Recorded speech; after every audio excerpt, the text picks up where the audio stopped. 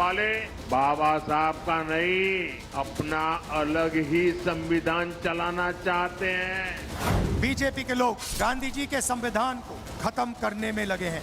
वो बिल कानून बनेगा तो फिर हमारी मस्जिदें छीन ली जाएंगी। नरेंद्र मोदी सरकार वक़्त का कानून डंके की चोट पर बदलने वाली है। जब भी पटेंगे तो इसी प्रकार से निर्ममता से पटेंगे।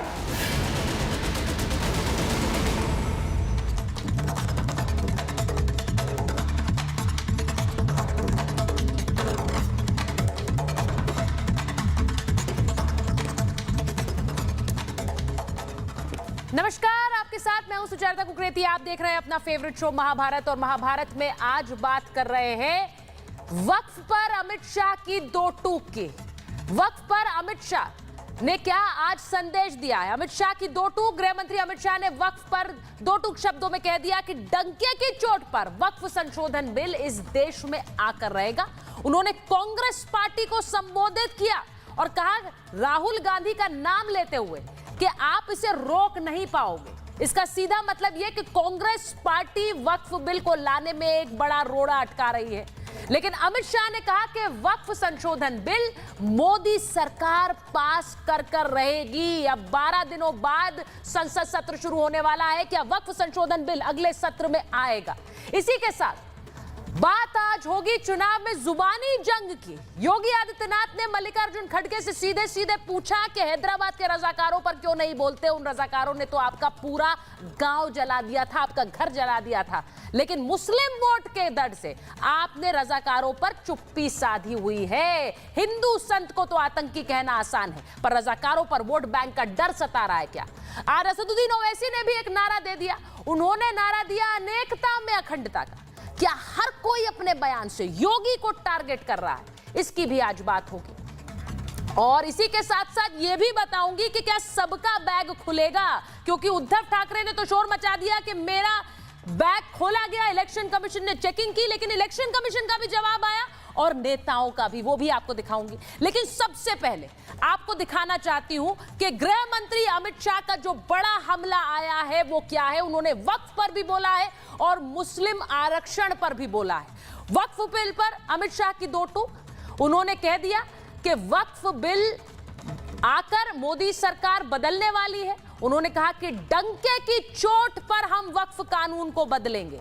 यह भी कहा कि जल्द ही संसद में वक्फ बिल पास हो जाएगा, और राहुल गांधी का नाम लेते हुए उन्होंने कहा है इसके बाद वक्फ की मनमानी हम नहीं चलने देंगे। निजी भूमि को वक्फ संपत्ति घोषित नहीं कर पाएगा कोई भी। महाविकास अघाड़ी बिल के खिलाफ है, उन्होंने यह भी याद दिलाया और कहा कि इनके मंसूबों को कभी हम सफल नहीं होने देंगे। इनके मंसूबे क्या है? इनके मंसूबे ये है कि गरीबों का हक मुसलमानों को देने की ये साजिश कर रहे हैं।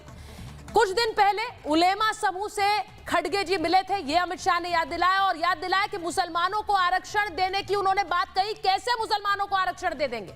SC ST OBC का आरक्षण काट कर देना पड़ेगा, ये हम होने नहीं देंगे। राहुल की चौथी पीढ़ी भी आ जाए तो मुस्लिम आरक्षण नहीं दे सकती है, ये कह रहे हैं गृह मंत्री अमित शाह। अब इसी के साथ साथ सिर्फ अमित शाह का बयान नहीं है, आपको बताती हूं कि बयानों की ऐसी बाढ़ सी आ गई है इस चुनाव में जिनका मतलब समझना जरूरी है। सबसे पहले आपको बताती हूं योगी आदित्यनाथ ने क्या कहा। योगी आदित्यनाथ ने कहा है कि वोट के लिए परिवार को भूल गए हैं खड़गे। उन्होंने कहा कि खड़गे अपने परिवार को भूल चुके हैं, रजाकारों ने उनके गांव को जलाया था, इस बात को भूल चुके हैं खड़गे। रजाकारों की बात यानी सीधे सीधे उन्होंने हमला किया है असदुद्दीन ओवैसी पर और ओवैसी परिवार पर। तो यह बयान की गूंज इसलिए है क्योंकि खड़गे ने योगी आदित्यनाथ को आतंकी कह दिया था।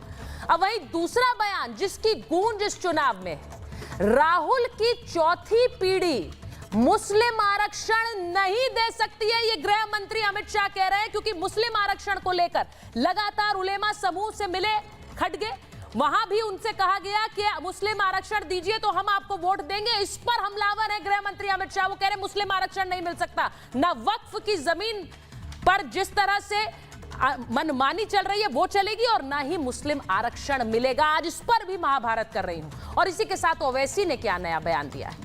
ओवैसी कह रहे हैं अनेक हैं तो अखंड हैं। अब सोच लीजिए, योगी आदित्यनाथ के नारे की काट में असदुद्दीन ओवैसी ने यह बयान दिया है, अनेक हैं तो अखंड है। इसका मतलब क्या है? अब असदुद्दीन ओवैसी भी योगी आदित्यनाथ के ट्रैप में फंस गए हैं क्या? वो भी अपना नया नारा दे रहे हैं। ये चलेगा कि नहीं, इस पर भी बात होगी। लेकिन सबसे पहले कुछ विजुअल्स आपको दिखाती हूँ, तस्वीरें आपको दिखाती हूँ। उद्धव ठाकरे महाराष्ट्र की राजनीति में कैसे गुस्से में हैं। उन्होंने कहा कि मेरे हेलीकॉप्टर की चेकिंग हुई, मेरे बैग की चेकिंग हुई। ये आप देख लीजिए, उद्धव ठाकरे की बैग की चेकिंग हो रही। उन्होंने कहा मेरे तो बैग चेक करवा रहे हैं, लेकिन मैं वेट करूंगा, इंतजार करूंगा कि बीजेपी के नेताओं के बैग चेक हो। तो ये तस्वीरें आई, लेकिन सबका बैग खुलेगा। इलेक्शन कमीशन ने कहा चेकिंग तो हम रूटीन रूप से हमेशा से करते हैं। इलेक्शन कमीशन का जवाब आया, आप देख लीजिए। नितिन गडकरी का बैग चेक करने की तस्वीरें आ गई। नितिन गडकरी भी हेलीकॉप्टर में जा रहे थे, इलेक्शन कमीशन ने उनका भी बैग चेक किया, ये भी तस्वीरें आई। अब नितिन गडकरी वरिष्ठ नेता हैं, मंत्री हैं मोदी सरकार में, लेकिन उनका बैग चेक हो सकता है, तो उद्धव का क्यों नहीं? अगली तस्वीर दिखा दीजिए। एकनाथ शिंदे का बैग, एकनाथ शिंदे के बैग की तलाशी हो रही। मुख्यमंत्री है महाराष्ट्र के, और उन्होंने ये कह दिया, देख लीजिए, वो तंज भी कस रहे थे जब उनके बैग की चेकिंग हो रही थी। उन्होंने कहा यूरिन पॉट तो नहीं मिला, इसलिए क्योंकि उद्धव ठाकरे कह रहे थे कि मेरे हेलीकॉप्टर में सिर्फ यूरिन पॉट मिलेगा और कुछ नहीं मिलेगा। अब ये देख लीजिए, तो ये तस्वीरें आ रही है, और देवेंद्र फडणवीस का बैग भी चेक हो गया। ये देख लीजिए, इसका वीडियो तो बकायदा बीजेपी ने जारी किया कि देख लीजिए देवेंद्र फडणवीस के बैग चेक हो रहे हैं। तो उद्धव ठाकरे को दिक्कत क्या है अपना बैग चेक कराने में? क्योंकि इलेक्शन कमीशन इस तरह के रूटीन चेक्स करता है, हेलीकॉप्टर में क्या है, बैग में क्या है। तो ये सब चल रहा है। आपको सुनवाती हूं कि कैसे मुद्दों की और बयानों की, मुद्दों की और बयानों की गूंज है। ये सुनिए पहले। आरएसएस के लोग, बीजेपी के लोग इस संविधान को, अंबेडकर जी के संविधान को, गांधी जी के संविधान को खत्म करने में लगे हैं। अगर मुसलमानों को आरक्षण देना है तो एससी, एसटी और ओबीसी का आरक्षण काट कर देना पड़ेगा। राहुल बाबा, मैं आज दूरे से कहकर जाता हूं, कान खोल कर सुन लो, आपकी चौथी पीढ़ी आएगी तो भी मुस्लिम आरक्षण नहीं। अगर खुदा ना खास्ता लाखों बार वो बिल कानून बनेगा तो फिर हमारी मस्जिदें छीन ली जाएंगी, दरगाहें छीन ली जाएंगी, कब्रिस्तान को खत्म कर दिया जाएगा, ईदगाहें नहीं बरकरार रहेंगी। नरेंद्र मोदी सरकार वक़्फ़ का कानून डंके की चोट पर बदलने वाली है, डंके की चोट पर बदलने। किसी भी की जमीन, किसी का भी मकान इस तरह से वक़्फ़ की संपत्ति नहीं बन सकता। ये भारत है, आजाद भारत है। तो कहेंगे तो कटेंगे, ये साधु का काम है, नाथ पंथ का काम है। अगर ये काम कोई टेररिस्ट बोल सकता है, आप नहीं बोल सकते। आप सब संसार छोड़ के क्या बोलते, गेरुआ कपड़ा डाले। आपको गुस्सा करना है तो निजाम पर करिए, हैदराबाद के निजाम को। रजाकारों ने आपकी पूज्य माता को, आपकी बहन को, आपके परिवार के सदस्यों को जलाया था। इस सच्चाई को देश और दुनिया के सामने रखिए कि जब भी पटेंगे तो इसी प्रकार से निर्ममता से कटेंगे। आप वोट बैंक के लिए इस सच्चाई को देश के सामने रखने से कोताही कर रहे हैं, देश के साथ धोखा आप कर रहे हैं। मेरे साथ महाभारत में जो मेहमान जुड़ रहे हैं, परिचय कराऊंगी आपका। बीजेपी के प्रवक्ता रोहन गुप्ता जी हैं हमारे साथ, वरिष्ठ पत्रकार समीर चौगांवकर जी हैं, दानिश कुरैशी हैं, एआईएमआईएम के प्रवक्ता हैं, किशोर तिवारी जी वरिष्ठ नेता हैं शिवसेना उद्धव गुट के, हमारे साथ दुष्यंत नागर जी हैं, हमारे साथ राजनीतिक विश्लेषक हैं, और मुमताज आलम रिजवी साहब राजनीतिक विश्लेषक हैं, मुस्लिम स्कॉलर भी हैं। बहुत बहुत स्वागत आप सभी का। मुमताज जी, आज तो आप स्टूडियो में नहीं आए हैं, दूर से बात होगी तो मजा कहाँ आएगा। चर्चा की शुरुआत कर रही हूँ। जरा रोहन जी, जिस तरह का बयान गृह मंत्री अमित शाह ने दिया है, उन्होंने दो टूक कहा है कि डंके की चोट पर हम वक्फ का बिल लाएंगे और कोई कुछ नहीं कर सकता है। अब इसका उन्होंने सीधा सीधा एक तरह से एक टाइमलाइन सी भी दे दी। उन्होंने कहा कि संसद सत्र में हम वक्फ बिल को लाएंगे और हमें लाने से कोई रोक नहीं सकता। अब इसे लेकर इतनी बयानबाजी इस पूरे चुनाव भर हो रही है रोहन गुप्ता जी, लेकिन उसे लाना आसान होगा इतना? सुचित्रा जी, दो चीजें मैं आपको कहना चाहूंगा। जिस प्रकार से कांग्रेस अध्यक्ष ने जो योगी जी के लिए भाषा का प्रयोग किया, मुझे बताइए, बटेंगे तो कटेंगे, क्या ये टेररिस्ट कोई कहेगा क्या? ये तो देश को जोड़ने की बात है, उसमें ये किसी को साधु को टेररिस्ट बोलना ये कितना मुनासिब है, मुझे बताइए। ये नफरत नहीं तो क्या ये जो मोहब्बत की दुकान की बात करते हैं, क्या ये नफरत की आग नहीं फैला रहे हैं क्या? आपको कोई इश्यू उस पर बात करिए, पर एक साधु को आतंकवादी बोलना, क्या देश की जनता इसको स्वीकार करेगी? बिल्कुल नहीं करेगी, क्योंकि उनको भगवे से नफरत है। अरे भगवा तिरंगे का पार्ट है, आपको इतना नफरत क्यों है? आपको किसी से प्यार हो सकता है, पर उसके लिए आप किसी से नफरत तो मत करिए। पहली बात जो अमित शाह जी ने कहा, देखिए सुचित्रा जी, पूरे देश से वक्फ बोर्ड के लिए सबके सजेशंस मंगवाए गए हैं। वक्फ बोर्ड का मतलब ये नहीं है कि जिस प्रकार से ओवैसी द्वारा मुसलमान भाई बहनों को चढ़ाया जा रहा है कि आपकी मस्जिदें ले दी जाएगी, ये कुछ नहीं होगा।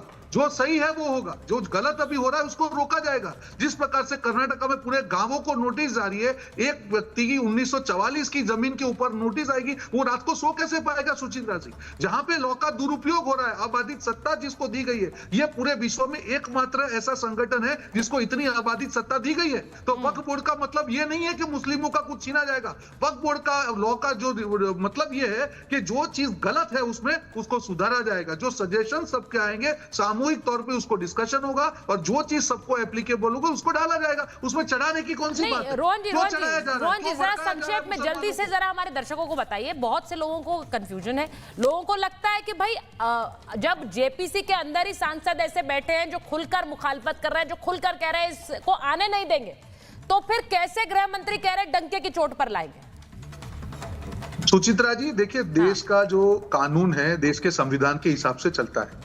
संविधान, ये लोग संविधान की बातें करते हैं और फिर अगर ये धमकी देंगे कि हम आने नहीं देंगे, ये तो संविधान का अपमान है ना। जेपीसी का प्रावधान है संविधान में, जेपीसी के तहत सबको ये कहा गया, काफी सजेशंस उसमें आए हैं, सब लोग बैठ के कॉमन उसका एक एजेंडा तैयार किया जाएगा और कॉमन एजेंडा जो जेपीसी निकाल के आती है उसको सबको मानना पड़ेगा।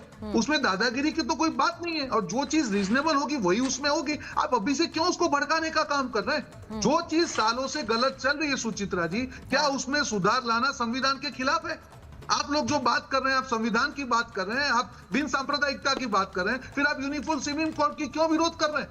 उसमें तो सब धर्म को एक माना गया है, उसमें तो सबको इक्वल अधिकार है, फिर आप उसका भी विरोध कर रहे हैं। तो दो मुही बात नहीं हो सकती। या तो आप संविधान के साथ चलिए, संविधान को मानिए, या संविधान का विरोध करिए। जहां आपको लगता है कि संविधान के मानने से आपकी जो सत्ता है, आबादित सत्ता कंट्रोल हो रही है, आप वहां पे दादागिरी करते हैं। मैं एक बार दानिश जी से पूछती हूँ, उसके बाद मैं यहाँ दुष्यंत जी के पास आऊंगी। बहुत दिनों बाद स्टूडियो में आए हैं हमारे साथ, तो दुष्यंत जी मैं आपके पास आऊँ, उससे पहले एक बार दानिश जी से जल्दी से पूछ लेती हूँ। दानिश जी, डंके की चोट पर कह रहे हैं वक्फ बिल तो लाकर रहेंगे, अब क्या करेंगे? देखिए, मैं आपको एक बात बताऊं, दरअसल ये जो डंके की चोट की बात है ना, यही वो चोट है जो संविधान को पहुंचाने पे इतना अहंकार। देखिए, अमित शाह जी से कहिए, इतना अहंकारी होना अच्छा नहीं होता। सत्ताएं बदल जाती हैं, सत्ताएं बदल गई हैं और सत्ताएं बदलती रही हैं, सत्ताएं बदल जाएंगी। आप नहीं, आप हैं, कल कोई और रहेगा, परसों कोई और रहेगा, तरसों कोई और रहेगा। सवाल ये है कि वो अगर ये कहते कि हम जेपीसी के आधारित सुधार लाएंगे तब तो बात है, लेकिन अगर वो ये कहते हैं कि डंके की चोट पे, तो सुनिए मेरी बात। सबसे पहली बात, भारतीय जनता पार्टी के प्रवक्ता जो कह रहे थे कि संविधान, तो संविधान और पार्लियामेंट का सबसे बड़ा आधार जो है ना, वो समझ ले भारतीय जनता पार्टी के पार्लियामेंट का मतलब 543 जो लोकसभा के सांसद चुने हुए हैं वो देश के मालिक नहीं है, दानिश कुरैशी के मालिक नहीं है। दरअसल देश की जो जनता है वो इस देश की मालिक है और चूंकि हम 150 करोड़ लोगों को पार्लियामेंट में बैठा नहीं सकते, इसलिए हमने आपको जनप्रतिनिधि बनाया। दानिश जी एक बात बताइए, समय समय पर दानिश जी एक बात बताइए, आप कह रहे हैं कि जो सांसद बैठे हैं वो इस देश के मालिक नहीं है, नहीं, आप, मैं एक चीज पूछ रही हूँ, आपने कहा वो इस देश के मालिक नहीं है, तो वो जो कहेंगे वो कोई हमारे ऊपर कोई थोप नहीं सकते हैं। तो ओवैसी साहब तो कल अपनी सभा से बोल रहे थे कि महाराष्ट्र में हमें चुनकर भेजिए, क्योंकि जब हमारी सरकार होगी तब हम वो करेंगे जो हमें करना है। तो वो कहां से मालिक हो जाएंगे पूरे महाराष्ट्र के और देश के? हाँ, तो हम नहीं, वो चुन के वो करेंगे जो वो चाह रहे हैं। मैं वही बता रहा हूँ। तो नहीं सुनिए, वो क्या चाहेंगे, सुनिए ना, मैं वही कह रहा हूँ। हाँ, वो वही चाहेंगे जो अवाम चाहती है। सवाल ये है कि अगर पार्लियामेंट के सेशन में वक्फ की मुखालिफत हुई और जेपीसी बनाना पड़ा, इसका मतलब ये है कि इस देश का तमाम मुसलमान वक्फ का जो अमेंडमेंट लाने की कोशिश की गई उसको बिल्कुल। तो आपको ये लग रहा है कि देश की जनता वक्फ नहीं चाहती, जो सत्ता का वक्फ संशोधन बिल नहीं चाहती है? आपको ये लग रहा है कि देश की जनता वक्फ संशोधन बिल चाहती ही नहीं है? नहीं, सुनिए, डिबेट को थोड़ा खोलना पड़ेगा और लोगों को लाऊंगी। हाँ, अच्छा सुनिए, मैं आपको ये कहूं, सुनिए, जल्दी से बोलिए। नहीं 10 सेकंड बोलिए ना, बोलिए। 10 सेकंड। देखिए, अब मुझे ये बताइए कि अगर मैं आपसे ये कहूं कि आपके हाउस के अंदर में क्या होगा या क्या तय करेंगे, या सुचारिता जी कौन सा शो तय करेंगे, ये आप तो तय नहीं करेंगे ना। ये तो अब इसका देश की जनता से हम लेने चला जाए मामला, तो कहां चला जाएगा? तो जो जिसका काम है, वक्फ का मामला मुसलमानों का है और सरकार का है। अच्छा, तो वो तय करेंगे भाई, ओवैसी साहब तय करेंगे वक्त में क्या होना है, देश की सरकार नहीं तय करेगी, ये कहने की कोशिश कर रहे हैं। समीर चौकांकर जी, आपको लाती हूं अंदर, क्योंकि मुसलमान तय करेंगे। एक मिनट, देश के मुसलमान तय करेंगे, तो ऐसे ही बहुत चीजें क्या आप देश के हिंदू तय करने लगे? देश की बहुत चीजें देश के ईसाई तय करने लगे? क्या धर्म आधारित फैसले होने लगे? समीर जी। ओवैसी साहब कोई मुसलमानों के ठेकेदार नहीं है। मुट्ठी भर मुसलमान तय नहीं कर सकते कि क्या आएगा और क्या नहीं आएगा, क्या उनके हित में है। मुस्लिम आरक्षण की बात, अच्छा समीर जी, 3 तलाक का विरोध भी इन्होंने किया था ना, कि 3 तलाक का नहीं आना चाहिए। मुस्लिम महिलाओं के पक्ष में प्रधानमंत्री मोदी 3 तलाक लेकर आए, और ये तो पूरा प्रॉपर्टी का मैटर है। 8.5 लाख एकड़ जमीन वक्फ के पास है, और वक्फ को जो मनमोहन सरकार ने 2013 में असीमित अधिकार दे दिए थे कि किसी भी जमीन पर हाथ अगर वक्फ रख देगा तो उस आदमी को बताना पड़ेगा कि जमीन मेरी नहीं है। वक्फ के लिए तो आप कहते हो कि दिल्ली का एयरपोर्ट हमारा है, बंबई का ताज होटल हमारा है। नहीं, और सीधी बात यह है कि मैंने आज शुरुआत में बहुत से मुद्दे दिखाए जिनकी गूंज है आज, क्योंकि पहला चरण चुनाव का वोटिंग भी थी दुष्यंत जी झारखंड में।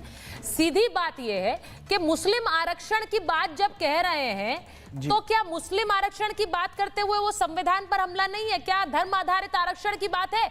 आज तो गृह मंत्री ने यह भी कहा कि आरक्षण नहीं दे सकते, 4 पीढ़ी तक राहुल गांधी की आगे आरक्षण नहीं दे पाएगी मुसलमानों को। मुख्यमंत्री गृह मंत्री साहब तो खुद ही दे रहे हैं। उनकी एक राज्य सरकार ने 3 गुना पेंशन कर दी है मौलानाओं की।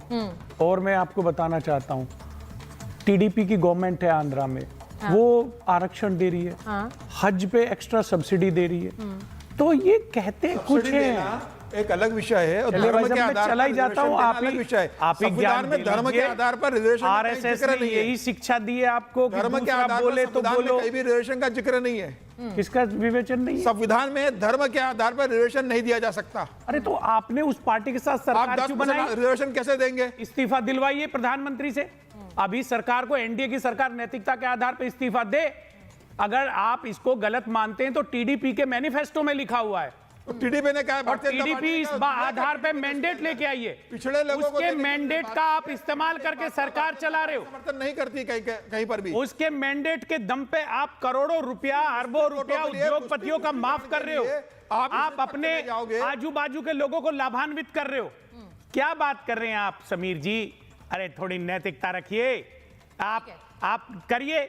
अगर आप विरोध कर रहे हैं तो हटाइए अभी टीडीपी को बाहर। एक तरफ आपको सत्ता चाहिए, आप हर किसी से समझौता करने के लिए तैयार हैं। आपका काला चरित्र पूरा देश जानता है, किस प्रकार से महबूबा मुफ्ती से लगा के आपने नायडू तक समझौते किए हैं। सत्ता के लिए आपको हर चीज चलता है, और बैठ के ज्ञान देते, ज्ञान देना बंद करिए। राजनीति कर लो, ज्ञान देना बंद करिए। किशोर जी के पास जाऊंगी। की राजनीति आप कर लो। महाराष्ट्र के अंदर आप कितने भी मुसलमानों से कह दो कि जो 17 पॉइंट आपने लिख के दिए, और महाराष्ट्र में मुसलमानों का आपने नाना पटोले कह रहे हैं सत्ता में आने दो, 3 गुना मुसलमान बैठक करें। अरे साधु संतों के नाम पे वोट मांगते हो। देखिए, ये इस देश साधु संतों के नाम पे वोट मांग के कितने भी मुसलमानों को वोट ले लो, आप देश के अंदर अब आरक्षण नहीं दे पाओगे उनको। करते हो। अच्छा ठीक है, अब सुनिए जरा, एक मिनट, मैं किशोर जी के पास जाऊंगी। एक बार किशोर जी के पास जा रही हूँ। किशोर जी, मैं जो उन्होंने कहा है गृह मंत्री ने, वो जरा सिर्फ शब्दशः बता रही हूँ। मुसलमान मुसलमानों को आरक्षण देने की बात कह रहे हैं। कुछ दिन पहले उलेमा समूह से मिले थे खड़गे जी। SC ST OBC का आरक्षण काट कर देना पड़ेगा। अब इसीलिए वो कह रहे हैं कि राहुल की चौथी पीढ़ी भी मुस्लिम आरक्षण नहीं दे सकती है। आप सहमत हैं कि नहीं इस बात से कि SC ST OBC का आरक्षण काट कर देना पड़ेगा? क्या आज आपकी पार्टी इसके साथ खड़ी है? सुचेता, महाराष्ट्र में चुनाव के मुद्दे, किसानों की आत्महत्या, अडानी का आक्रांता पल के आना और लूटना और बेरोजगारी, हमारी कोई बात नहीं। अरे भाई आपको मैं ये बता रहा हूं कि जो संविधान है उसमें धर्म के आधार पे आरक्षण नहीं है, लेकिन महाराष्ट्र के अंदर मुस्लिम में जो रंगारी है, कसाब है, त्योहार है, ये ओबीसी के आरक्षण के पात्र है। महाराष्ट्र के अंदर भी मुस्लिम के ओबीसी की जातियां जो पिछड़ी है उनको आरक्षण मिल रहा है। तो मैं देखता हूं कि अमित शाह जी या उनके गेरुआ वस्त्र पहन के आए हुए वो योगी जी या फिर मोदी जी, इनके भाषण में महाराष्ट्र के किसानों का प्रश्न, बेरोजगारी का प्रश्न और जो विकास का मॉडल है उसमें गरीब कहाँ है इसका प्रश्न नहीं। ठीक है। अब ये चीजें हटना चाहिए, इसलिए इनकी एक बी टीम है ओवैसी जी, वो आकर भड़काऊ भाषण देते हैं, फिर उसको पकड़कर देवेंद्र जी और अमित जी भड़काऊ भाषण देते हैं, और इनका और एक बी टीम इन्होंने बनाई है वो राज ठाकरे की, वो आकर मैं लस्पीकर निकाल दूंगा, ये करूंगा, वो करूंगा। ओबीसी जी को यहाँ वोट कितने मिलते? 0.0005 वोट मिलते और वो किशोर जी, ये तो सब आप ही की टीम थी। आपकी मीटिंग किशोर जी, ये सब तो आपकी टीम थी, उद्धव ठाकरे की टीम ही थी, राज ठाकरे भी साथ थे, बीजेपी भी साथ थे, आप साथ लेकर चल नहीं पाए सर, सब अलग हो गए। तो पूरा बोल लूं? हाँ बोलिए ना। हाँ देखिए सुचेता जी, मैं एक बात बताता हूँ कि संविधान के अंदर जो प्रोविजन है उसके बाहर जाके हम कुछ नहीं करने देंगे, एक बात। दूसरी बात, जेपीसी के रिकमेंडेशन के बाद ही निर्णय होगा। ठीक है। और ये मोदी, ये अमित शाह जी का चुनाव का भाषण है, जेपीसी के वो ऐसे भड़कीले भाषण इसलिए देते हैं कि वोटों का पोलराइजेशन हो। हाँ। ये बीजेपी के प्रवक्ता आपकी बीजेपी के तरफ से बोलूगी, एक वो रोहन को जो किराए पे अभी बीजेपी ने लिया है उसको भी लाओगी, ऐसा नहीं होगा। ये चार बीजेपी के अनऑफिशियल प्रवक्ता नहीं चलेंगे। नहीं किशोर जी, अच्छा नहीं है। किशोर जी, मैं आपसे उम्मीद नहीं करती हूँ आप इस तरह से बोलेंगे। आप तो हमेशा बहुत सभ्य रहते हैं अपनी भाषा में। अरे मैं सभ्य हूं। अब इस तरह से बोलना अगर आप बोलेंगे तो फिर मुझे सबको छूट देनी पड़ेगी कि वो आप पर हमला करें। मैं किसी को हमला नहीं करने देती आप पर। और किशोर जी को ऑडियो दीजिए भाई, मैं किसी को हमला नहीं करने देती। बहुत अच्छा है, मेरा ऑडियो ही बंद कर दो। नहीं, आपको ऑडियो कोई बंद नहीं करेगा। सुचरिता जी ऑडियो बंद कर दो ना। अरे क्यों बुलाते हो हमको? ऐसा होता नहीं है किशोर जी। नहीं किशोर जी, कुछ कर लिया करो। हाँ, जो तुमको अमित शाह एजेंडा दे उस पर कर लिया करो। ये नया वाला ट्यूटोरियल है क्या किशोर जी? कसम जी, एक मिनट रुक जाइए, एक मिनट रुकिए। ये नया वाला ट्यूटोरियल है क्या? आपने कहीं नया, आपको भी नया ट्यूटोरियल दिया गया है क्या? नया ट्यूटोरियल दिया गया है कि किशोर तिवारी बहुत ज्यादा सभ्यता से बात करते हैं तो थोड़ा असभ्य होइए और थोड़े से हमले कीजिए। ये नया ट्यूटोरियल है क्या? बताइए जरा। नहीं बताइए ना जरा। एजेंडा बदल दिया। नहीं, मुझे बताइए किशोर जी, क्योंकि मैं आपसे ये उम्मीद नहीं करती हूँ।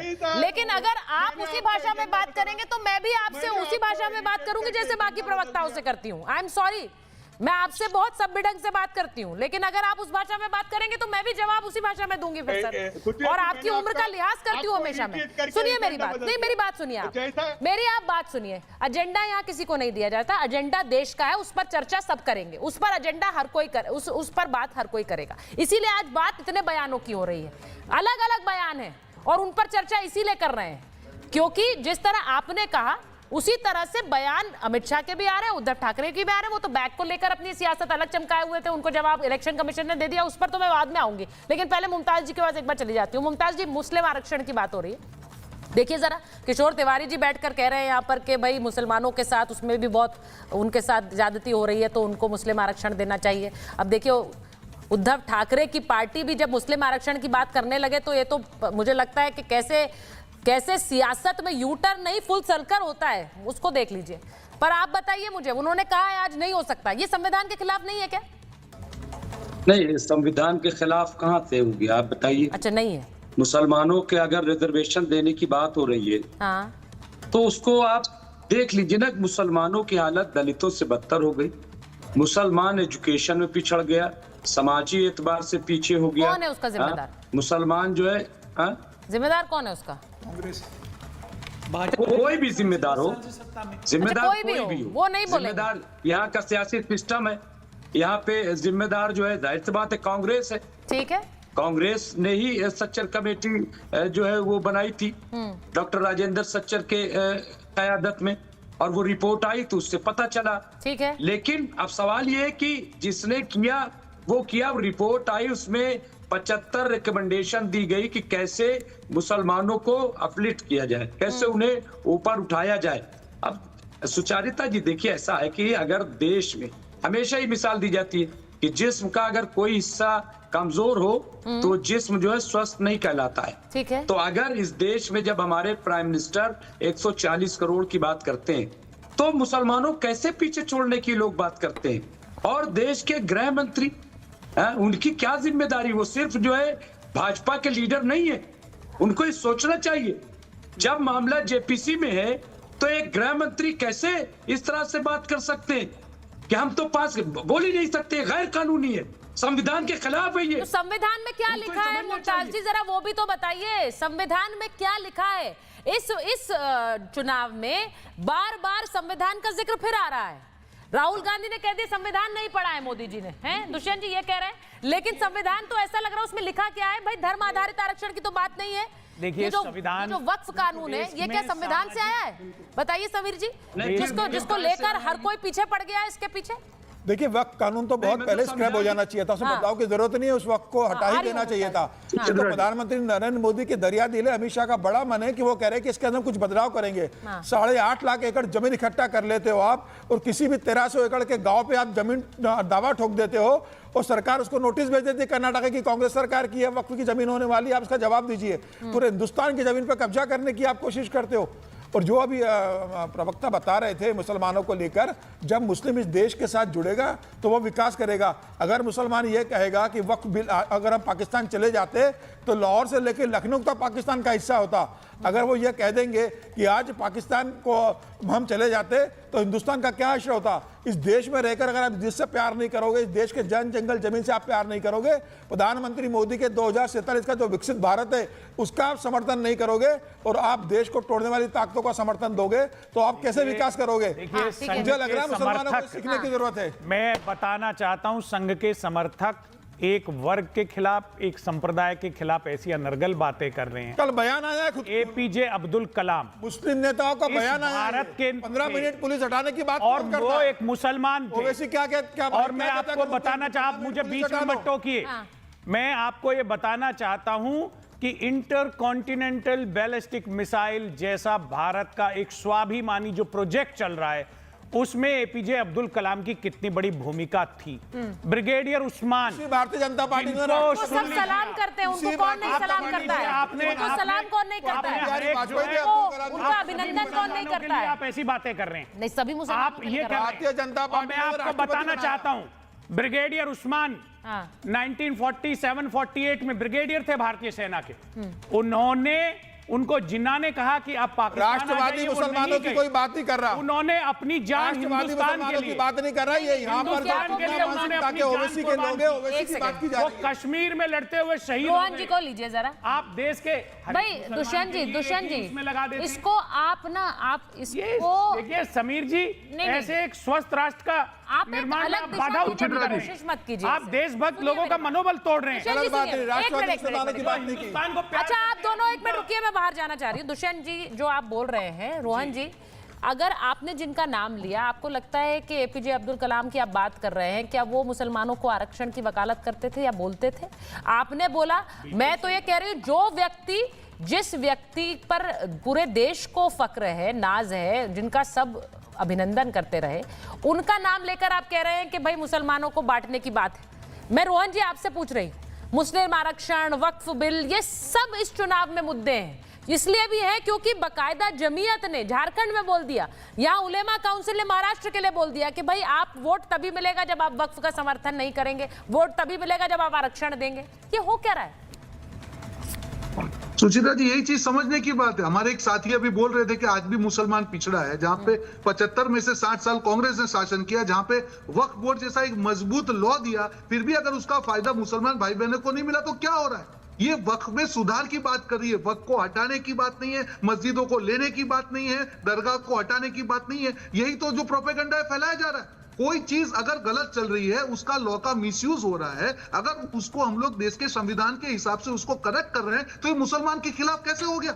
मैं यही तो आपको कहना चाह रहा हूं। सबको, मुसलमानों को, जो राष्ट्रवादी मुसलमानों को है उस तुष्टीकरण करके उन्हीं का खराब कर रहे हैं। सालों से कांग्रेस ने मुसलमानों को वोट बैंक बनाया, तुष्टीकरण किया, जिससे उनको कम से कम 20% वोट की मेहनत ना करनी पड़े और काम के बिना वोट मिले। आज भी वो लोग उसी प्रोपेगेंडा पे आगे बढ़ रहे हैं। बाकी वक्फ बोर्ड में सुधार की बातें, जो भी लॉ हो, सुधार हमेशा उसमें होना चाहिए, उसमें किसी का विरोध नहीं होना चाहिए। और ये ओवैसी जैसे लोग इसका जो प्रोपेगेंडा करता है उसके खिलाफ है। दूसरा, किशोर जी ने भी व्यक्तिगत टिप्पणी की, मैं यही कहना चाहूंगा सुचित्रा जी, क्योंकि वहां पे महाराष्ट्र के जो रुझान आ रहे हैं, जनरली किशोर जी इस प्रकार की बात नहीं करते, कहीं ना कहीं उनका मानसिक संतुलन खराब हो चुका है, जो परिणाम उनको दिख रहे हैं। और इसीलिए मैं आपको कहना चाहता हूं कि जिस प्रकार से सुचित्रा जी पूरा देश वक्फ बोर्ड की हम बात करें या तुष्टीकरण की बात करें, कोई मुसलमानों का विरोध नहीं कर रहा है। और जेपीसी में अगर कोई चीज जेपीसी को रिफर हुई है, उसका मतलब यह है कि जेपीसी के सजेशंस के बाद में उसको संसद में लाया जाएगा। उसमें क्या गलत कह दिया गृह मंत्री जी ने? संसद में तो आएगा ही, वो सुधार के बाद में आएगा। एक्सेप्ट करना कि नहीं करना वो तो देश के सांसद नक्की करेंगे। और एमआईएम के साथी ने तो कह दिया अब तो सांसदों को भी नहीं मानते। अरे ये क्या तरीका? ये कोई दादागिरी थोड़ी है। हमारे यहाँ पे एक प्रक्रिया है, उसके तहत आपको संसद को फॉलो करना पड़ेगा।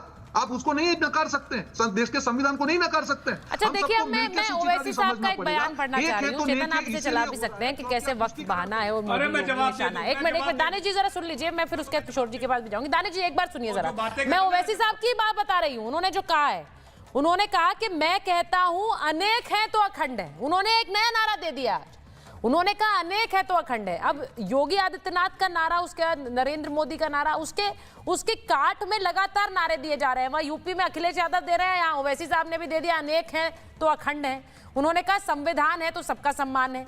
और वो ये भी कह रहे हैं कि मोदी कहते हैं एक है तो सेफ है, क्या हम 10 साल से सेफ नहीं है? उन्होंने ये वाला सवाल उठाया है। अब मेरा आपसे सवाल ये है कि अनेक है तो अखंड है, क्या नारा तो वो पहले भी दे सकते थे? उनको योगी आदित्यनाथ के नारे की जरूरत नहीं थी। दानिश जी को लीजिए जरा स्क्रीन पर, अनेक है तो अखंड है का नारा वो पहले भी दे सकते थे, लेकिन वो नारा सिर्फ मुसलमानों को लेकर देते रहे। आज जब योगी आदित्यनाथ कह रहे हैं बटेंगे तो कटेंगे, तो उन्हें अनेकता याद आ रही है। बोलिए दानिश जी।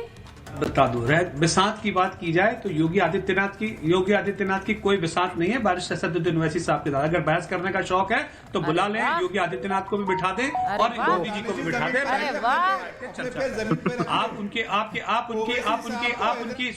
आप उनकी सहनियत के ऊपर सवाल नहीं उठा सकते। रह गई बात कि अभी भारतीय जनता पार्टी के प्रवक्ता रोहन के पिता 6 बार के सांसद 2004 में ओवैसी साहब मजलिस पे सवाल कर रहे हैं। पार्टी सिर्फ हैदराबाद तक सीमित है, तेलंगाना में कोई वोट नहीं देता आपको। एक एक करके समझ नहीं आता है। बोलिए दानिश जी। अरे इंटरप्ट मत करिए, सुचारिता इनसे कहिए इंटरप्ट ना करें। नहीं एक एक करके बोलेंगे। आप बोलिए, मैंने आपसे सीधा सवाल पूछा है। बहुत जिम्मेदारी के साथ कह रहा हूँ, आपको चाहिए मैं सीधा ही जवाब दे रहा हूं कि रोहन गुप्ता और उनके पिता शाही बाग में जिस जगह पर रहते हैं वो वक्फ की जगह बरसों से कब्जाए बैठे हुए हैं। जिस फ्लैट में वो रहते हैं शीलालेख में, वो बरसों से वक्फ की जगह कब्जे करे बैठे हुए हैं। पहले जाके अपना घर खाली करें। मैं चैलेंज करता हूं आपको, मैं आपको चैलेंज करता हूं, यही मैं बोल रहा हूं। वो शिलालेख हिंदू सोसाइटी है और आप जो अभी वक्त ये दादागिरी बंद करिए वक्त के नाम पे, आपको शर्म आनी चाहिए। और यही दादागिरी के खिलाफ मैं चैलेंज करता हूँ।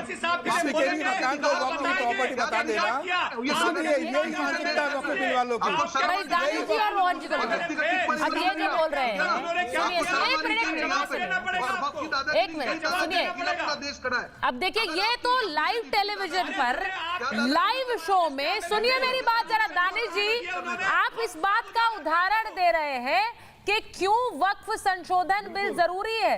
आज आपने बोल दिया कि जिस घर में रोहन गुप्ता रह रहे हैं वो वक्फ की संपत्ति है। तो अब वक्फ की संपत्ति होने का मतलब ये है कि वक्फ बोर्ड जाए वहां अपना बोर्ड लगा दे, कह दे ये हमारी संपत्ति है और रोहन गुप्ता कुछ नहीं कर पाएंगे। यही हो रहा है। यहाँ पे 400 परिवार रहते हैं। मैं जवाब दूं। उसका नाम उसके बारे में ये कह रहे हैं, उनको शर्म आनी चाहिए। मैं चैलेंज करता हूँ सुचित्रा जी, यहाँ पे आके अहमदाबाद में आती है तो वक्त की बात है, एक बात करो जनता के सामने आरोप ये दादागिरी आपको शर्म आ रही है। उनसे ही ये सवाल है। 400 परिवार वो भी वक्त के भारतीय जनता पार्टी का जो एजेंडा वक्त के खिलाफ है, हम पहले भी लड़ रहे हैं और अब भी लड़ रहे हैं। अहमदाबाद भैया ये दादागिरी जनता स्वीकार नहीं करेगी। हमने आप लोगों की दुकान बंद होने वाली है। ठीक है, ये दादागिरी की दुकान बंद होने वाली है। कांग्रेस अब मैं एक बार जरा कुछ तस्वीरें चलाना चाह रही हूँ। तमाम चीजों के सामने सुनिए, इस चुनाव में देखिए, इस चुनाव में एक मिनट दुष्यंत जी, इस चुनाव में बहुत से मुद्दे इस वक्त हावी नजर आ रहे हैं। महाराष्ट्र के चुनाव के नतीजे, झारखंड के चुनाव के नतीजे, यूपी उपचुनाव बहुत हद तक तय करेगा कि किन बातों पर वोटर भरोसा कर रहा है। अब एक मुस्लिम वोटर लामबंद हो रहा है, ये साफ नजर आ रहा है। झारखंड में भी अपील हो गई, महाराष्ट्र में भी अपील हो गई। आप कुछ कहना चाह रहे हैं, मैं उसको सुन लूं, उसके बाद आगे बढ़ती हूँ, क्योंकि कुछ तस्वीरें मुझे महाराष्ट्र की दिखानी है, उसके बाद मैं किशोर जी के पास जाऊंगी। ये MIM के नेता ने एक बहुत ही गंभीर प्रश्न उठाया है। हाँ, तो इनको अनदेखा नहीं किया जा सकता। अरे वाह, MIM के साथ खड़े हो गए आज। साथ खड़े होने की बात नहीं है, एक राजनीतिक व्यक्ति के ऊपर और पॉलिटिकल पार्टी के नेशनल स्पोक्स पर्सन है। अरे पहले ओवैसी साहब तो बता दें, उनका फार्म हाउस वक्फ की जमीन पे बना हुआ है, तो वो बताएंगे बिल से आती है। उनके ड्राइवर रसोइया वक्फ बिल पे पलते हैं, वो तो पहला जमीन का कब्जा छोड़ा वक्फ बिल पे। और ये ओवैसी जैसे लोगों को ही हो रहा है। मुझे कुछ तस्वीरें दिखानी है, कब्जा करके रखा हुआ है। देखिए इस चुनाव में दानिश जी, रोहन जी एक मिनट रुक जाइए, मैं एक बार आती हूँ। मैं इस चुनाव में कह रही हूँ कि जुबानी जंग भी तेज है और कई, उसमें से एक आरोप कल उद्धव ठाकरे ने लगाया। उस आरोप की एक तस्वीर पहले दिखाती हूँ, फिर किशोर जी के पास जाऊंगी। उन्होंने कहा मेरा हेलीकॉप्टर मेरा बैग चेक कर दिया। अब वो जरा तस्वीर दिखाई है पहले स्क्रीन पर। उद्धव ठाकरे ने कहा मेरा बैग चेक कर दिया, लेकिन जब बीजेपी वालों का चेक करोगे उसका वीडियो जरूर जारी करना। उन्होंने वो वीडियो डाला जब उद्धव ठाकरे के हेलीकॉप्टर में उनके बैग की चेकिंग हो रही थी। अब ये तस्वीर आई सामने। इसके बाद उन्होंने ये कहा कि इस बैग में कुछ नहीं मिलेगा, मेरे बैग में कुछ नहीं है। ये देखिए, अब इसके बाद जरा 5 विंडोज दिखा दीजिए। तो इसके बाद बीजेपी नेताओं के हेलीकॉप्टर और बैग की चेकिंग की तस्वीरें सामने आ गई। उद्धव ठाकरे के बाद देवेंद्र फडणवीस का बैग चेक हुआ तो बीजेपी ने डाला, नितिन गडकरी का हेलीकॉप्टर चेक हुआ, खुद मुख्यमंत्री एकनाथ शिंदे का हुआ, अजीत पवार का हुआ।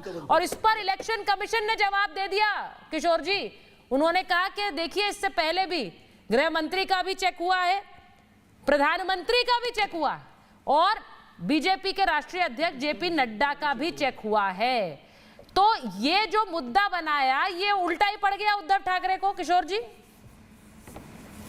सुचेता जी एक बात बताता हूं मैं तुम्हें। उद्धव जी ने जब कहा कि आपने एकनाथ शिंदे का चेक किया, देवेंद्र जी का चेक किया और अजीत पवार का चेक किया और नितिन गडकरी का चेक किया, तो उन्होंने फिर अब किया उनका चेक।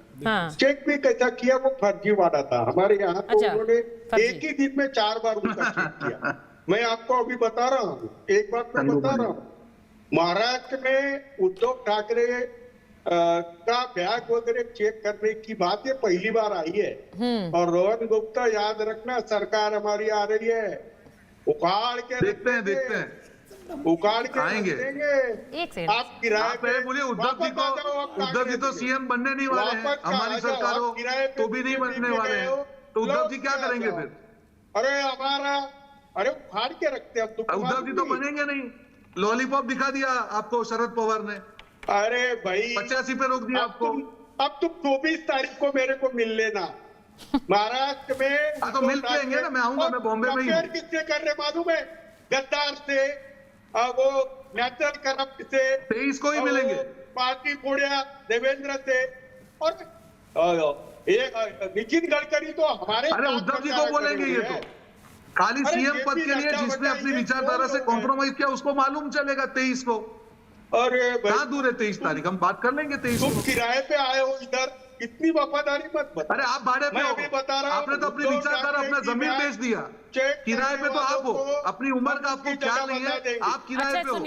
आपने सब कुछ भेज दिया। अच्छा सुनिए मेरी बात तो सुनिए किशोर जी, किशोर जी, जो पार्टी जो ठाकरे जी की पार्टी थी माला, उसके साथ आपने गद्दारी की है, उसके साथ विचारधारा की गद्दारी की है। अच्छा देखिए, बैंक की चेकिंग हो रही महाराष्ट्र में, वो अलग से मुद्दा बना हुआ है, उस पर बहुत सारी तस्वीरें जारी हो गई, लेकिन आप भी कभी चले जाओगे क्योंकि विचारधारा तो आपकी बची। अच्छा ठीक है किशोर जी, मेरी बात सुन लीजिए। रोहन जी, किशोर जी एक मिनट। अब ये सियासी जो एक पूरा एक तरह से सवाल उठाया उद्धव ठाकरे ने, उसका जवाब उन्हें मिल गया।